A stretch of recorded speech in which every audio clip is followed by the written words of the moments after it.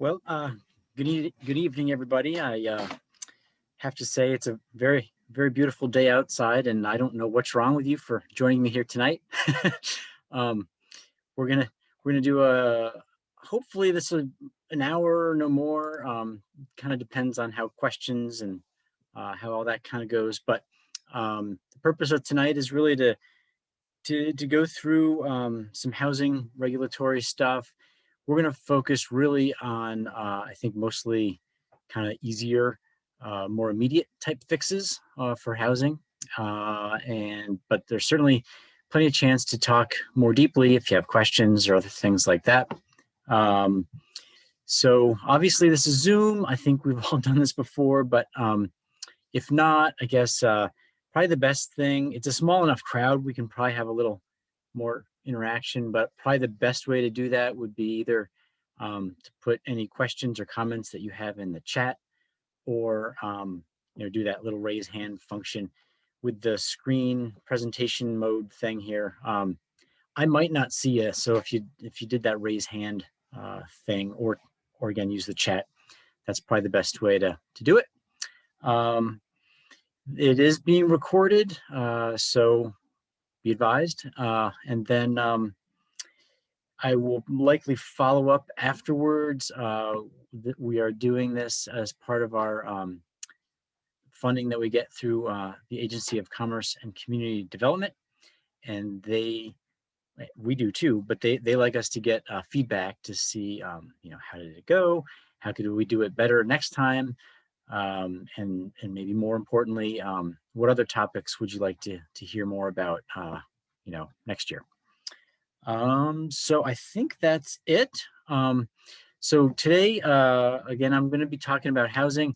This one is more specifically focused on what the CNU, the Center for New Urbanism, did for the state of Vermont. Some of you may have looked at their materials already. They did a project referred to as Zoning for Great Neighborhoods. That got completed about a year ago. And it's I think it's a pretty good document, and it really is focused on sort of simple fixes, generally speaking, that communities could do to improve their zoning specifically for the production of housing. And but I'm going to talk a little bit about our Keys to the Valley project, just as a little bit of background. And my one caveat is we were given a PDF version of this presentation. It wasn't very easy to edit, so you'll see a few things spliced together, and it might not be quite as well organized as I'd like it to be. But anyway, that's what it is.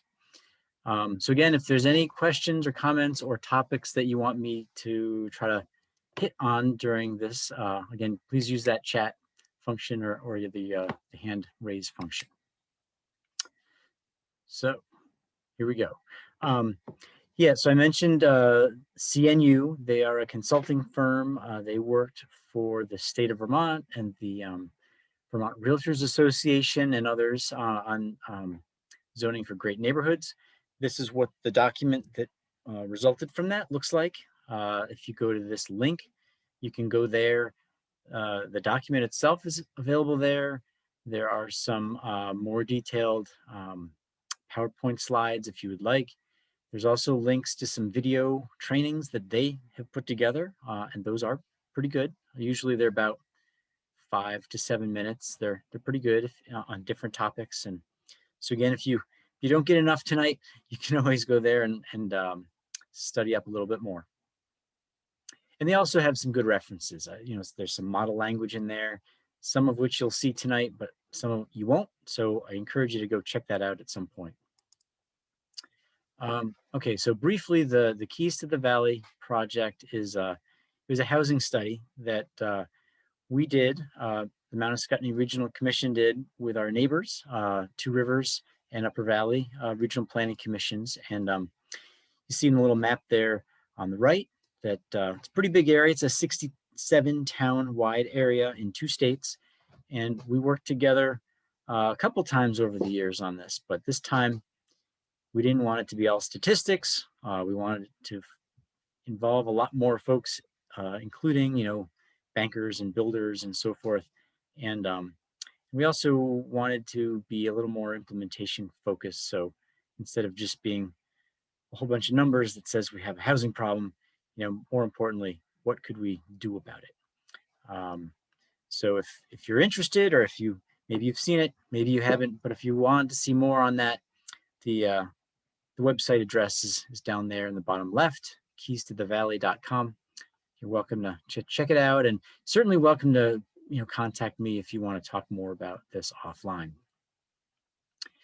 And I don't want to dwell on this, but just in terms of the scale of the housing problem, I think we've all probably read the papers and we know about the real estate market and these things. But more generally, what the data suggests, number one, about a third of our households pay too much for housing. They pay more than 30% of their household income.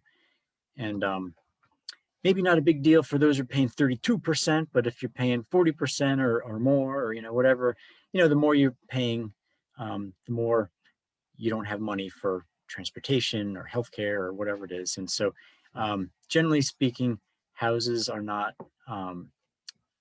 they're expensive. They're not available in the lower prices for many of the prevailing incomes in the area. So part of what we're trying to do is focus on that. The other part is, I don't know that the number is necessarily accurate, but we project that maybe in the ballpark of 10,000 new homes are needed by the year 2030 or thereabouts. So in other words, we need to create a lot more homes, and there's certainly a lot of issues about making that a challenge to meet that that need. Regulations are one of them, but certainly not the only thing. And certainly we've also seen the pandemic has made things worse with the housing market around here. Okay, so in terms of the regulatory reform, I mean, maybe you've been seeing some of the articles or articles similar to those in the right-hand side of the screen. There's been a lot of media attention on this, and there's a prevailing narrative that regulations are definitely part of the problem. Affordable housing can't be created because of zoning. Single family zoning could be a problem, and it is. And so there's some truth to those articles. So we'll talk a little bit more about what that is, or what that might mean. And so again, regulations, they do contribute to the problem, as I say. And, one of the things that, my observation is that many zoning documents appear to be something that were written back in the 1970s. And myself included, many of us have sort of chipped away at them to update them over the years, but oftentimes never really truly modernized them. And I do think there's an opportunity and a need to really look at the zoning districts, in particular the dimensional standards and the uses and that sort of thing. And we'll talk a little bit more about that. Appeals is a big factor with these sorts of things too. We'll talk a little bit about that, but part of it is just a reality of it. And somebody passed along a NIMBY article in the emails. I don't know if everyone saw that, but that's more or less what we're talking about here. And there's other regulatory things that we are not going to talk about, mostly state or other local regulatory mechanisms. Act 250, wastewater, building codes, those sorts of things. They are factors, but we're not going to talk about those tonight. So where do you start? So CNU does have this sort of assessment framework, basically a little spreadsheet checklist type thing. Keys to the Valley actually has a slightly different version of it.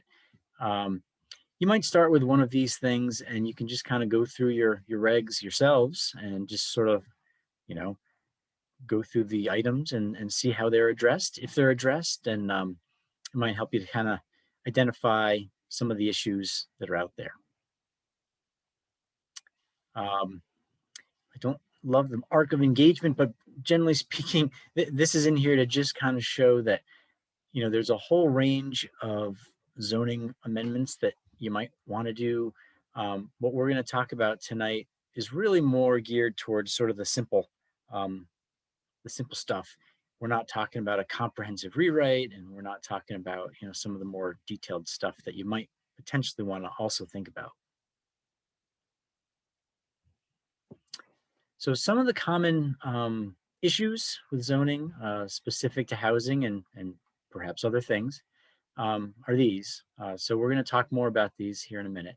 So when I say dimensional requirements, minimum lot sizes, density requirements, building heights, setbacks, those sorts of things are what I'm referring to.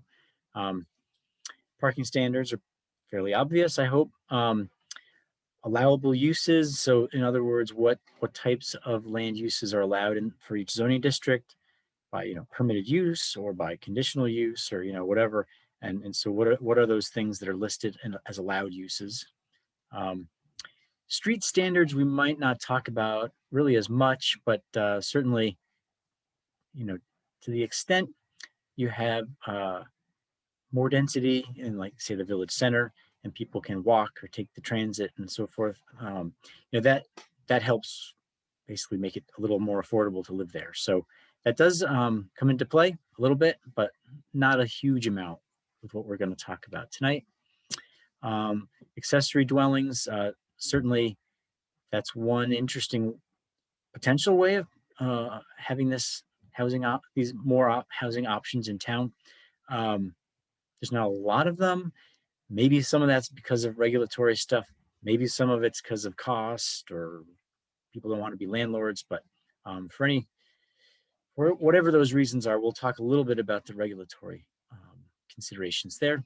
And then the development review process. So we'll talk a little bit about, sort of what kind of hoops are you making a housing project go through, and maybe there's interest in streamlining that to make it a little easier. Okay, so dimensional requirements. So there's a lot of factors here. Again, I don't think a lot of zoning is quite right. I think a lot of the lot size requirements are generally too big, at least in the village center type areas. Where you have existing water and sewer services, I think you could potentially go more dense, allow for more units, and that not only helps sort of bring down the construction costs and the cost of the housing itself, but it may also help with some community goals. More people living downtown might shop downtown, and that sort of thing. And also a lot of existing zoning doesn't really reflect the way or the pattern of development that exists today. So for example, Chester has done some work recently, and it's still in flux. But I think some of the dimensional standards in the draft zoning is a step in the right direction. I think that goes a long way to help address this sort of thing. And a lot of times, some of the housing development folks no longer exist, but the Rockingham Area Community Land Trust used to articulate how they really couldn't build a project in some communities just because of the height standard was too low, or they weren't allowed to have enough density to really make the math work, make the financing work. So again, you may want to think about those sorts of things and really allow for more density in the centers, the community centers. And in the other parts of town, maybe not as critical that way. This is probably more of an issue in the community centers. And I guess the other aspect is, if there are any unnecessary requirements, whether they're architectural or otherwise, you may want to think about that. Again, the fewer hoops that a housing project needs to go through, probably the faster and maybe the cheaper it could be. So I'll leave it there unless there's questions. Yeah, so again, the idea of look at the existing conditions. So if actually, I think I have an image of that. Yeah, so that might look familiar to some of you, but if you're part of town that your zoning looks like that, let's say, and your minimum front setback is 40 feet, well, that doesn't match, right? So I think the whole idea is look at really what the pattern is on the ground, and in this case, you might want a 0 or a 5 foot or a 10 foot or something like that setback. And so something like in that table 4, which is shown as simply an option, not specific to that community, but just simply an option. Something like that might be a little more appropriate. And a couple other thoughts in the community center itself. Most of them are pretty well developed, built out. There's not a whole lot of room for subdivisions or that sort of thing. Maybe you don't really need a lot size requirement. Maybe you could just regulate with lot widths or something else like that. If there are ways to simplify it, it might not be a bad idea. At least something to think about. And then another thing is, sometimes the height standard by feet is difficult. How do you measure it? What does it mean? Blah blah blah. You could just have a story, a certain number of stories allowed as opposed to feet, or you could say 3 feet, or excuse me, 3 stories or 35 feet, whichever is greater, or whichever is less, whatever, something like that. I do see a comment in the chat. Are height standards addressing fire protection needs? If we allow a building that's taller than or fire department can deal with, we're putting people's lives at risk. Generally speaking, I don't think height standards are a proxy for fire safety necessarily. I think a lot of in the community centers, most of these things are commercial structures or they're apartments, and most of those or all of those generally are going to need to meet state building code. So I think they're really the ones who are looking at fire safety. But I certainly know that the ability of a community to have a ladder truck or whatever to get up to a certain height is a consideration. And I'm not saying it's not, it is. And I think also just what's the existing conditions too. So I don't know if that's a complete answer. I think generally the state building code would hopefully deal with the fire safety issue, but I do think building height is something you want to think about. And again, the best answer is really the one to be decided by each community. And so I guess I'll leave it at that.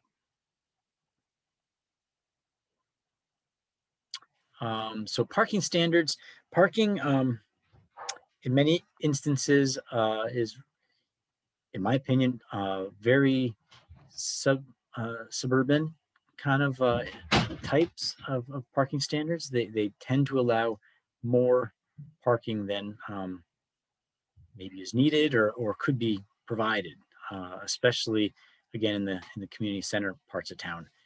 In the more rural parts, it's not so much of an issue. People have plenty of land out in the rural parts of town. It's really more of an issue in the downtowns and that sort of thing. So you might want to consider reducing those requirements. You might want to allow for on-street parking to count, and you might require on-site parking to be located behind the building, or that sort of thing potentially. So the conversation, you could basically in some larger downtowns just simply not have any parking requirements. There's pluses and minuses to that. Generally, a developer is going to want to have their parking needs satisfied, so they're going to do what they need to do anyway. And just not having standards is just, they're probably going to do it anyway, so why complicate matters is one philosophy. Other folks really do want to have them, but they want to maybe allow for some flexibility. So again, whether they reduce them or whether they allow like Windsor allows for a parking plan, just says, show me how you're going to, meet the requirements. And whether that's a long-term lease down the road somewhere combined with on-street parking, or maybe it's a reduction of parking because they got transit service or something of that nature. Um, so those are just some thoughts you might want to consider. And part of it is parking's really expensive. It's going to add cost to the project, and it's possible that it's sort of a hidden barrier to creating some lower cost housing. And finally, the last thought on this is, again, if you're in an area that looks something like that, that building on the corner there, there's some space on site, maybe for 4 or 5, parking spaces, but in a typical town, you might have 1 or 2 parking spaces are required for each dwelling unit, a certain number for so many square feet of commercial space, etc. You could easily need 10, 15 or more parking spaces for a building such as that, and there's simply not room there. So I think that hopefully is an example of why having some flexibility or reducing the standards might be a good idea, because some of these buildings really couldn't be utilized to their full capacity otherwise. So allowable uses, often zoning talks about a single family house or dwelling, a 2-family dwelling, and multi-family dwelling. So, and that's kind of it. They might have a few other categories, transitional housing or something like this, but I think you might want to expand the choice. Oftentimes, like multifamily, just it's 3 units or more, and they all have to, conditional use review. You might want to have 3, a 3-unit type of dwelling, 4-unit type of dwelling, and then multifamily 5 or more, or something to that effect. And maybe those smaller ones are a little more palatable. Maybe you want to have that go through an easier review process. So just something to think about there. The term family is a little problematic. We're trying to avoid that generally. So the tendency to say single family dwelling, probably you're better off saying something like single unit, dwelling, single detached housing, something of that nature, because it's not just families that live in a house anymore. There's a lot of different makeups of households these days. So using family is a little bit frowned upon.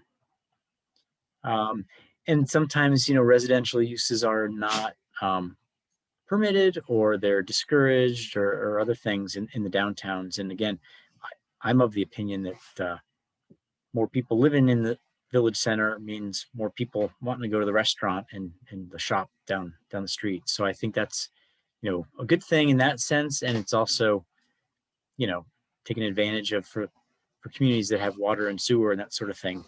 It's taking advantage of those services.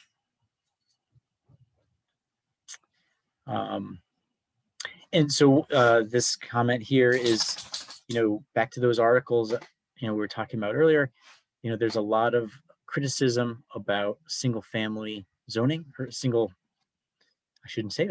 unit dwelling zoning, and it's justified, I think, in particular, the medium density or the neighborhood areas outside of the village centers often have just single household units, for example, and then everything else is like really much harder to permit, and it is exclusionary. So I think you want to at least think about duplexes, and maybe units of 3 or 4 or something like that, and make that a little easier to permit.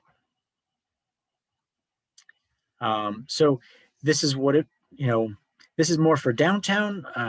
It might look differently elsewhere, but so instead of saying single family dwelling, they're saying single household building.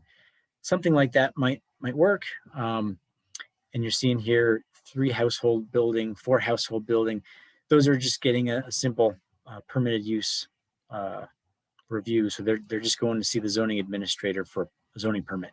That really expedites that process a little bit. Again, you should consider the merits of doing that, but that is certainly one way to streamline the process. And this really kind of gets back to the other parking thing, but again, you want to encourage, I think, well, depending on which part of town you're in, I tend to be talking about the community centers here. You want to generally consider allowing for on-street parking in general, and sidewalks and those sorts of things, and certainly allow parking along the street where appropriate. It's not always appropriate, and I think you also maybe want to think about what we so-called complete streets principles, and so how instead of just cars, how else can you get around, and can those roads be adequate for bikes, people walking, in rural parts of town, horses, that sort of thing. And so the CNU consultants say, if you do nothing else, do this. They think this is a really key thing in the village centers. So there's a question in the chat. Has anyone reported problems with snow removal when requiring less parking? Not that I'm specifically aware of. I mean, certainly when, snow storage is an issue, and it's certainly something that should potentially be looked at. And I don't know if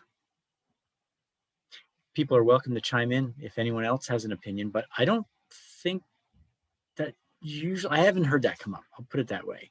And one thing when I was saying make permitting easier, one aspect is, maybe you don't, maybe you do want to have site plan type controls over things like that. So you can talk about snow storage and other things. That's certainly legitimate. You could also have what's called administrative review, which is it's enabled in statute, and it's very broad what they seem to allow for. And so in theory, or potentially, you could allow for the zoning administrator to do basically an administratively issued site plan permit. And that would include things like, traffic circulation and, screening and snow storage could potentially come up in that context. So that might be an approach. So accessory dwelling units, one of the common things that, so statute says, and I'm paraphrasing, something like, that an accessory dwelling unit needs to be on an owner-occupied lot. And what some towns do, they go further and say that the accessory dwelling unit needs to be like essentially right next to the an owner-occupied primary structure, and that's not required. And so the suggestion is to loosen that up a little bit. I think one of a common scenario might be, a family buys a house. They need, grandma is retired and wants to help with the kids, but she really wants her own space. So they build an accessory dwelling for her. So she stays in there while she's, helping out with the kids. Kids grow up, grandma moves to Florida, whatever it is. They might rent it out for a period of time. And then maybe after college, the kids come back and stay in the ADU until they get a job or something, and then after they leave, maybe the owners, they want to move into the ADU and rent out the main house and make a little income, So I think allowing that type of thing is a good idea. And actually, it supports some of this aging in place that I know some of your communities are talking about. And then the other common thing is that a lot of zoning says that the accessory dwelling basically needs to be 30, can't be any bigger than 30% of the main house. And you can allow it to go bigger. And I think in some cases it's a real limitation if the main house is pretty small. So, what some towns are doing is, they're allowing it to be 30% or 600 square feet, whichever's greater, or something to that effect. And there might be some other ways to do it. CNU has some other, it can't be more than X percent of the building, the main house's height, for example, or width. So there's a couple of different approaches that you could try. Yeah, we talked about that. And actually, I think this is the final slide, so we can really get into some questions if you'd like after this. I sort of got into this a little bit before, but the development review process. So it's really common for towns to even 2-unit, and certainly 2-unit and up is often needing to go through a conditional use review process. And does a duplex really need to go through conditional use review? Is that really having an impact on the character of the area? The standards just might not be applicable, number one, and you're making them go through some hoops that just might not necessarily make sense. So I guess I'd encourage you to look at that and think about, maybe not, certainly duplexes, I think in most cases could be a permitted use, in my opinion. And you might, again, want to think about those 3 and 4 unit type units, especially where you're converting an existing house and creating, 1 or more units within it. That you might want to make that an easier process.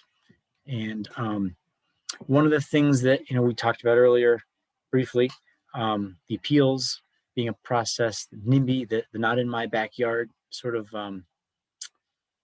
reaction that you sometimes get with maybe a larger affordable housing project. So a permitted use or an administrative review doesn't solve that, but it does make it perhaps a little easier. So in other words, if you have a few unit apartment complex being proposed, and it's generally encouraged by the town plan, it's in the village center where there's transit service, whatever it is, you think it's a good thing from a policy point of view, maybe you want to allow for that through like an administrative review permit process. That way you avoid a hearing. The neighbors might still be paying attention, they could still appeal it, but you don't have sort of that full-blown hearing. And again, they could still appeal it, they could still have some NIMBY reaction to it, but it might make it a little easier. And then the appeal goes to the DRB or the zoning board. So it's more of a local control thing. It doesn't automatically go right up into the court system. And so anyway, that's one thing to think about. I think was there a chat? What is the thinking about requiring on-site laundry facilities, is the question. Kathy, could you elaborate on that? Yep. In the proposed bylaws that we're looking at, after so many units, then there's a requirement that the place have on-site laundry facilities. And it seems like another requirement that might put people off, like to have to add a laundry room to a 3 or 4 or 5 even unit building. I'm not sure off the top of my head, what that is. I mean, certainly at some point, it is a good idea. People might expect it either in their apartment itself or, down in the basement, so to speak. But, does the zoning really need to get into that? I don't know. Maybe not. and there may be some other building code reasons and other things like that for that. But to be honest with you, Kathy, I don't know. I'm not aware of it, and Okay. you So know, it's not a hot topic. not in my Either world. direction. Not in my world. So yeah, I do think sometimes, zoning can regulate things that nobody really knows why. You say, Uh-huh. well, why do you have this provision? I don't know. And so to Yep. some extent, if there's no real reason for it, do you really need it? I don't know. Hmm. Um, so something to think about. There could be a reason though. So I'll I'll I'll leave that open. It's possible that there's a good reason for that. Yeah. So again, back to this last few points. If there's some smaller scale development in the right places, again, you may want to just simplify that review process. So the permitted use review or that administrative review, or possibly just a site plan review instead of conditional use review. So that, you may want to just think about simplifying it a little bit if it's what you want. And then I'm going to kind of skip over the last bullet. I don't think that's as critical. Again, I just think you should review, what are those steps that is required for certain types of development, and make sure that it makes sense. And in fact, one other common thing is you might have these large buildings and in town, they don't really fit the character of the area. You just sort of inherited it because it was built 100 years ago, and it's big and strange looking and maybe doesn't have a lot of use right now. And so you may want to allow for like an adaptive reuse provision, and it could expand the uses that are allowed ordinarily in that zoning district. It might allow for things like an apartment or something like that to be created in there, and might just allow a little more flexibility for some of those older, larger historic structures, churches, whatever, those sorts of things that may be vacant at the moment. So that's really all I've got. I'm gonna stop sharing so we can see each other if folks want, and then really open it up for questions. It's a small crowd, so feel free to take yourself off mute and just let me know if you have any questions. So Jason, this is Hugh. I don't know if I have a question, but what I will say when I think about what you talked about today was, and when I think about affordable housing, everybody conjures up this notion of this massive kind of complex of, 50 or 100 apartments or whatever it is that, that that people might conjure up in their head. But when I think about rural Vermont or Chester, the idea of being able to create affordable housing in small units in pockets kind of dispersed throughout the town, then many of the things that some of the zoning regulations have are really trying to protect people against the massive quote unquote housing projects. So to the extent that we can think about, well, those don't really apply in some cases because the likelihood that somebody's going to be able to create, some kind of a massive project in a place where there's not that much space anyway is not something you need to mitigate. So maybe you can have a little more latitude in the regulations to allow some of the things that you're talking about to happen. So I think that makes total sense.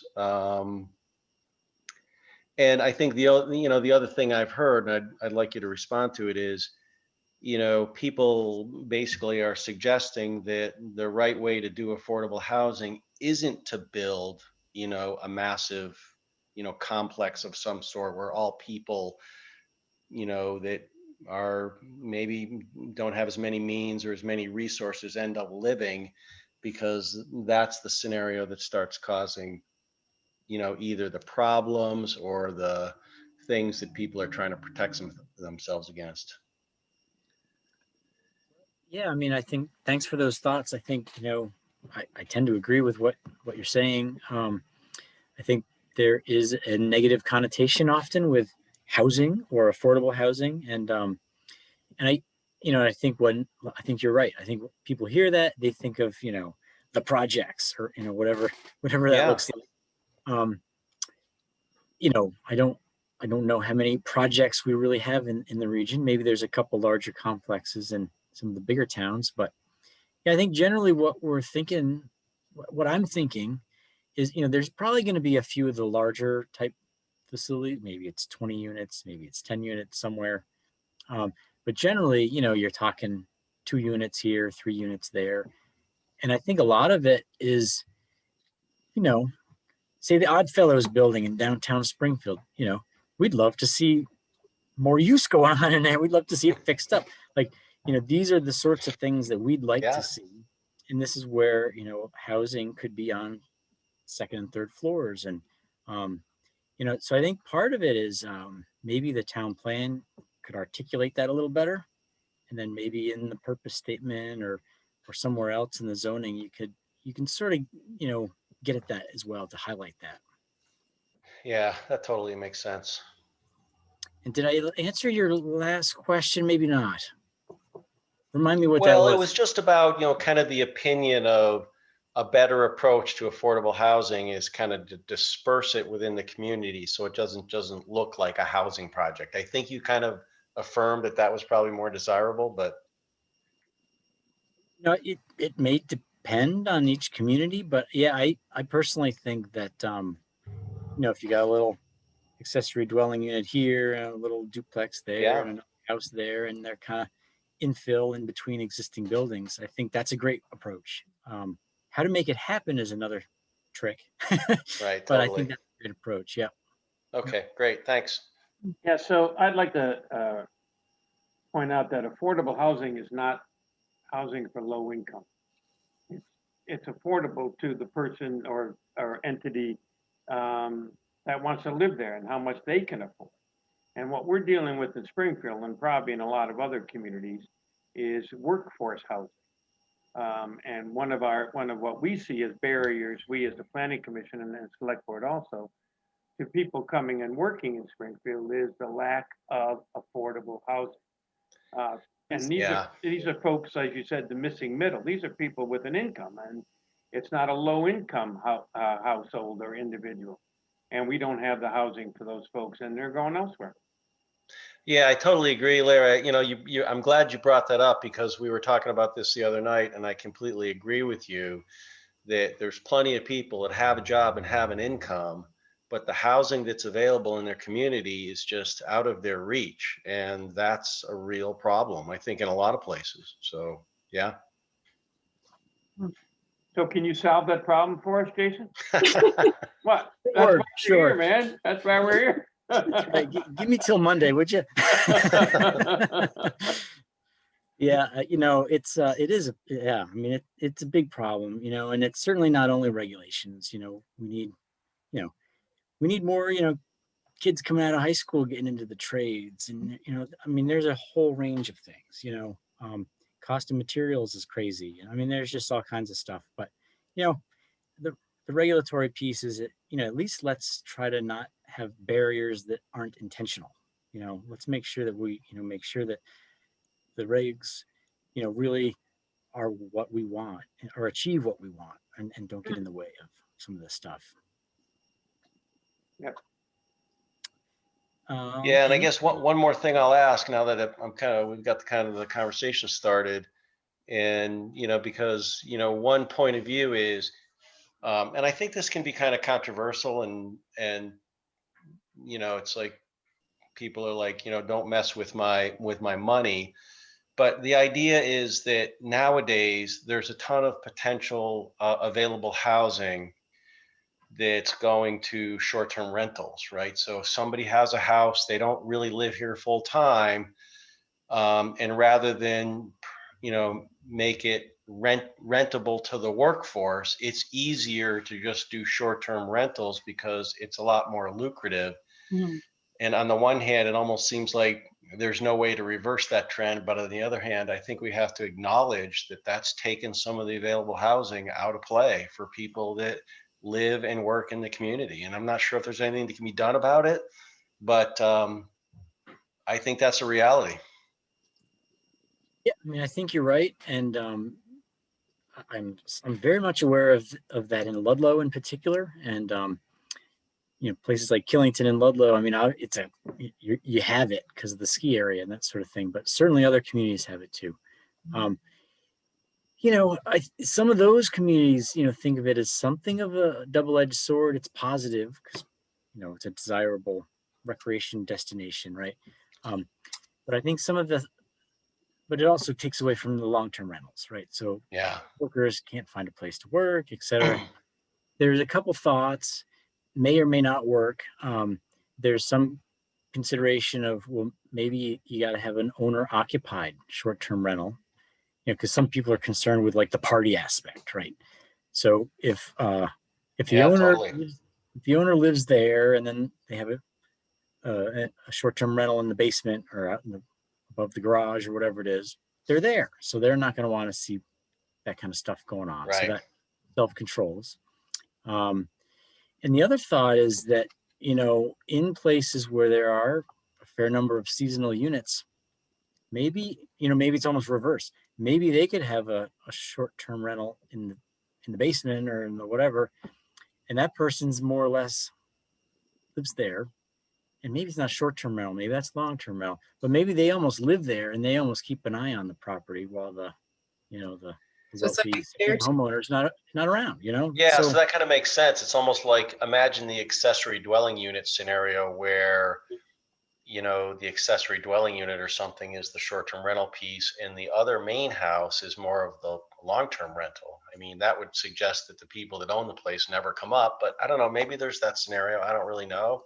Or when the owner wants to come up, for the weekend or whatever it is, they stay in the accessory dwelling unit because the main house is now more of a long-term rental. I mean, that would probably actually work.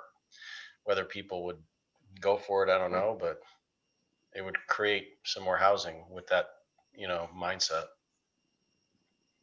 potentially. So just a couple thoughts, and there is a legislative effort, and I think they're working on it now actually, but to basically have a state rental registry. And so some towns have it, which I think helps. But I think if it's a statewide thing, that's going to, everyone's going to have to register, and what's the enforceability and blah blah blah. But that might be a step in the right direction too. Yeah, totally. Did Deb want to say something? She's got a hand. There's a hand on my screen. Deb, are you? Do you have anything that you'd like to say or ask?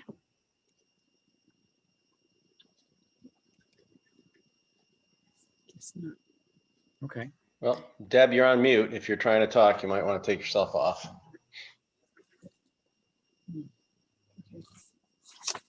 Okay, guys, sorry, my screen went wonky and I couldn't even get out. So I did not have a hand up, except for now that I can ask a question. Here, let me start my video.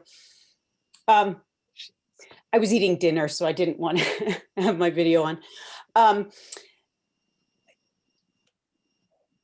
As far as affordable housing is going, I know you guys were talking about short-term rental and owner occupied,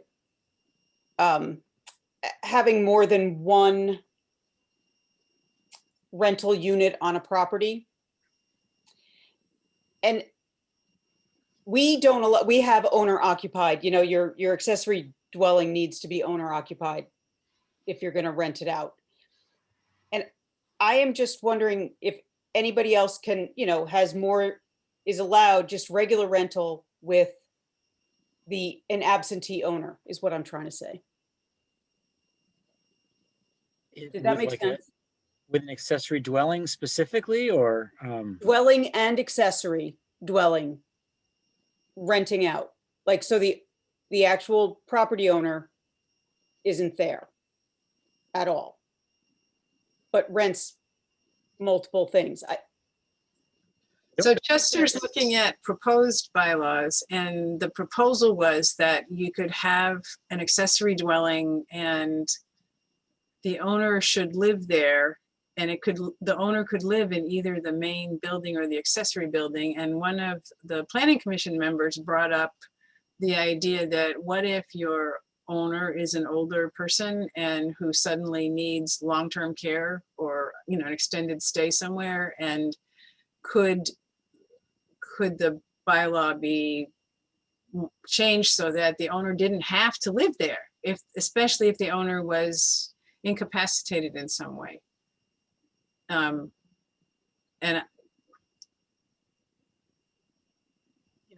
I don't see any reason why you couldn't do it that way. My one concern with that would be state statute does say it's on an owner occupied lot. Okay, And so, the accessory dwelling part. yeah, so, you got a house and you got an accessory dwelling. They're on the same lot and the owner is supposed to live there. So, no, the owner could live in either or, the accessory or the main house. But I guess I would just want to look further into that. I think that would be the rub. That would be the issue to take a look at.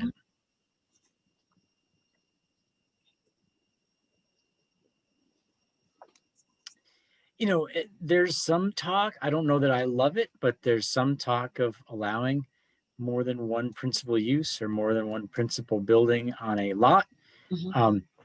I like the concept in the village center. I think that works nicely, when you have multi-story structures with offices, storefront, apartments, whatever, in some combination. I think that makes that a little easier. But if you're out in the rural part of town, I'm not sure if I love that, but there's some talk of that elsewhere. So conceivably in that scenario, maybe that would be okay. Having the owner not living there.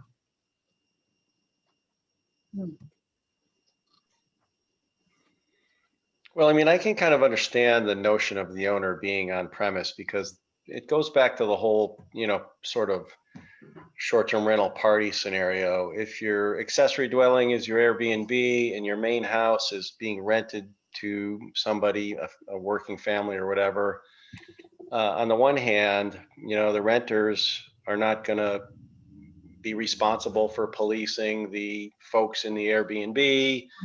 And, maybe if you're a working class person, you don't want to live in a house that has an Airbnb on property because, who wants that in their backyard? So it's possible that whole notion of a non-owner occupied house with an accessory dwelling where, part-time it's being Airbnb, part-time it's long-term rental or whatever, maybe that's a flawed, kind of idea, but we're just kind of shooting the breeze. So it kind of came up. So Great. Chester has a mixed use, which says a building with a variety of complementary and integrated uses such as, but not limited to, residential, retail, restaurant, professional office, and personal services. But that's like one building. When you talk about multiple principal uses, you're thinking more than one building on the same parcel?